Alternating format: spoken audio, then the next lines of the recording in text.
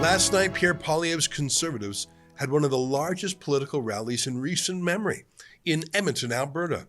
I've seen estimates ranging from 10,000 to 15,000 people there. Our Sheila Gunn Reid and Angelica Toy were on the scene to cover it, and you can find their videos elsewhere on rebelnews.com.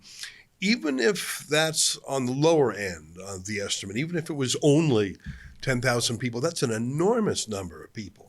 Now, it's Edmonton, which is in Alberta, and Edmonton always goes conservative. Sometimes it goes 100% conservative, that town. The trick, don't you think, is to get that level of support in places like the Greater Vancouver area and in Ontario, at least outside of Toronto. That's the trick, and we'll see how that goes. I have a little bit of hope. But here's the latest poll by Abacus Research. You know I like Abacus because it's run by David Coletto, who I think is amongst the best pollsters in Canada. And because he's a tiny bit liberal, when he has news that's encouraging for the Conservatives, I believe him. Here's his latest headline: Liberals and Conservatives remain deadlocked at 39% each. Now, that's not particularly good news, is it? But it tells you something. First of all, the Conservative vote hasn't particularly fallen. Think about it. The absolute highest peak the Conservatives ever registered was when the Liberals were in total disarray, total mutiny in very early January, remember? And the Conservatives briefly, just once, if my research is right, touched 47%. And that took a total cataclysm for that to happen. It wasn't that the Conservatives were doing anything particularly great. It's that the Liberals were absolutely imploding. So 47% is probably the highest possible for the Conservatives. My point is 39% of the Conservatives today is pretty much the Conservatives doing their best with Justin Trudeau out of the picture. I mean, he was detested by the end of his term. Abacus suggests that's David Coletto's polling company, that Conservatives are the most motivated group of voters out there.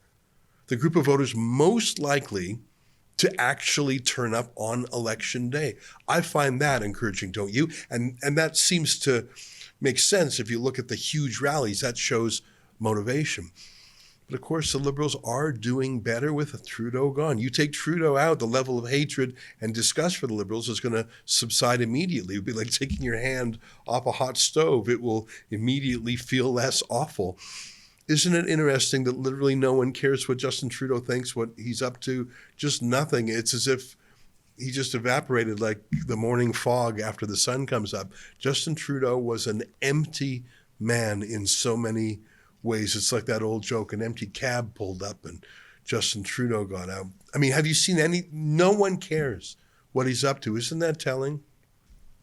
I think the real story here is that the NDP has just collapsed. They've fallen in half. They were in the 20% range before. Now Abacus says that they're at 11%, and it's all gone to Trudeau. Anyways, what I thought was interesting last night was that Stephen Harper showed up at Poilievre's rally. Harper doesn't do that a lot. He doesn't make public statements a lot. He does the odd podcast, but it's generally on a thematic thing. It's not breaking news politics. And he speaks on the occasional panel at a conference, but it's really never partisan, I don't think. He spoke for about 10 minutes last night, and I found some versions of his speech on Twitter. Let me play for you some excerpts from Harper's speech and then my comments after. As someone who had the honor of serving as your Prime Minister, I know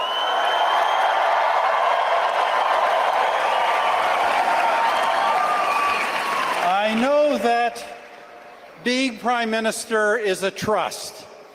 It is a trust to take this incredible country that our ancestors bequeathed us and to leave it stronger, more united, more compassionate, and more confident than we found it.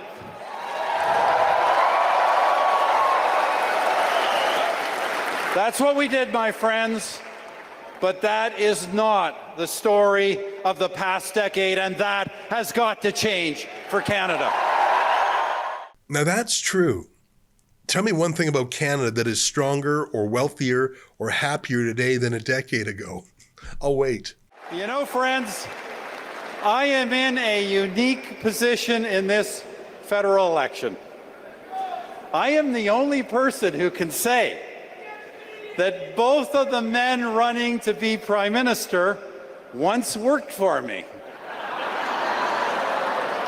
And in that regard, my choice, without hesitation, without equivocation, without a shadow of a doubt, is Pierre Poilievre.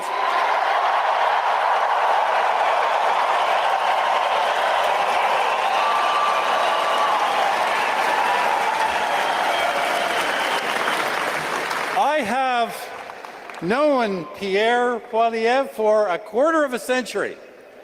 Since he was a very young man, the first time I met him, I could see that he was smart, articulate, possessing tremendous passion for our country and strong convictions about sound public policy. In 2004, during the time of my leadership, Pierre's parliamentary career began. He went progressively from a backbench MP to a parliamentary secretary, to a junior cabinet minister, to a senior cabinet minister, and of course, to party leader. And in all of those roles, he worked, he fought, and he learned. Because it is not just that Pierre excelled in all of those roles. In all of them, he grew. He got better and better.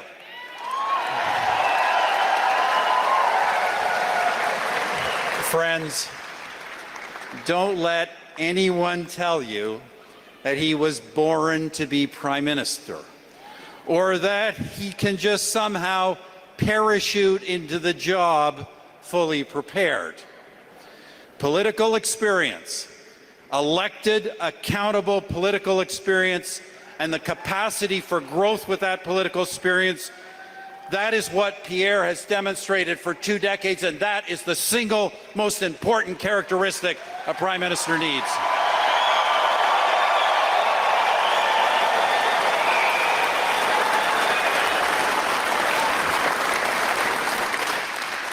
And by the way, I say that as the guy who actually did lead Canada through the global financial crisis.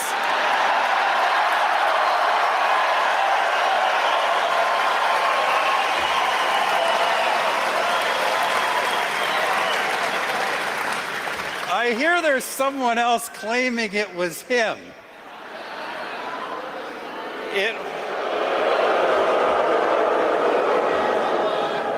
It was, of course, our government, the late, great Jim Flaherty, and our Conservative team who were responsible for the day-to-day macroeconomic management during that challenging time.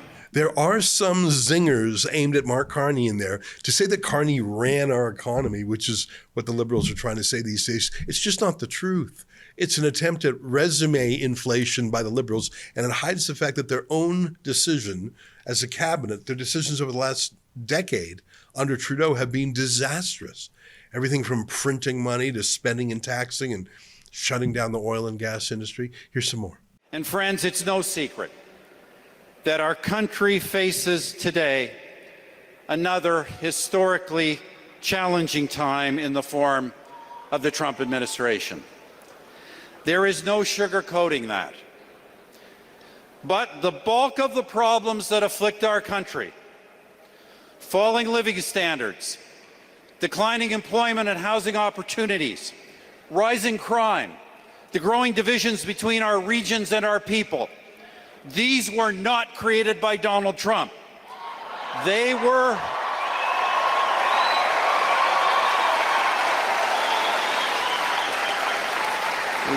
created by the policies of 3 Liberal terms, policies that the present Prime Minister supported and wants a 4th Liberal term to continue. This is why the Liberals love fighting with Donald Trump so badly. They desperately want a trade war. The worse the better, because they want to obscure their own disastrous decisions over the past 10 years with some of Trump's tariff uncertainty these past weeks. They have what's called a moral hazard. They want Trump to do damage to us, so it hides the damage they themselves did. They, Trudeau, but also the rest of their team, and Carney as Trudeau's advisor, they're the ones who made the mess. They need someone else to blame. Oh, hi, it's Ezra Levant here in Toronto with an important message because we need your help. Independent journalism in Canada is under attack. Government censors, big tech deplatformers, and the dying legacy media are all working together to maintain exclusive control on the information you receive. They don't want you to hear other voices like ours, and they really don't want you to be informed and to think for yourself. That's why the work we do here at Rebel News is so important. Our on-the-ground reporting, independent news shows, and special content you won't find anywhere else. It's all designed to give you trustworthy information and alternative viewpoints so you can decide for yourself. We don't get government money, and we are not owned by some big global conglomerate. We're funded by people just like you, so please support independent journalism and help us continue our work by subscribing and becoming a Rebel News Plus member today, right here on the page. Go to rebelnewsplus.com.